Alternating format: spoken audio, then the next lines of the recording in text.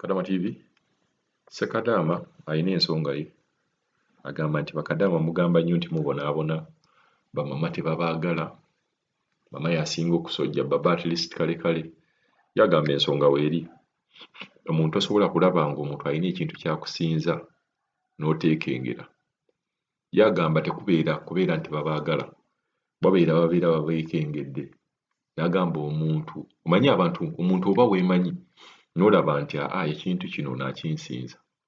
Kati agamba ebintu ebyo mubasinga ate bamugezaako okubeera nga mubiraga mubyexposinga eri babbaabwe nabo batandika okubeera nga beeraliikirira. So tekubeera nti tebabaagala wabula babeera babeekengera olw'empisa gye mubeera mweyisaamu ddala mu ntambula yammwe etandika okubeera nga ekyankalanya babbaba. Katumuwulire Ssekadaama ono.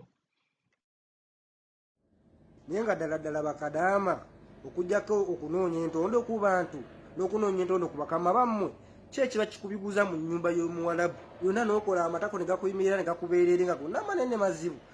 Olowooza ye bw'oba obigula kimuyisa bulungi, ye mukazi watalina paasi muserebende okitegedde, yakusasula yagula ebyokulya by'olya, ekivaawo ng'atandika kumma mmere ng'oyomba. Siba tebakyampa mmere, siba bayisawo naye ddala ggwe by'obeera obigoloza olabibya tebimuluma. Wena n'oleetera bbaawe simanye omuceere piraawo wena oleeta obasa nabwati bw'onyenya okigire olenga naye olowooza biba tebimuluma omukazi. Era mukaana nyumba abakazi basinga obutatwagala tebajja baagala ne bwabeera nze mukazi sebo tosobola bigulira mu nnyumba eyange ng'obigulira mu maaso ga bba wange sebo ne kimpisa bulungi. Gwe ki ekiba kikubiguza ddala tosobola kwejayiyako ne weekuumakuma n'otambula nga tobigula. Ate waliwo akisano kisussa bakanya bakugulira bipale naye ng'empale era obigulira muli bwotyo.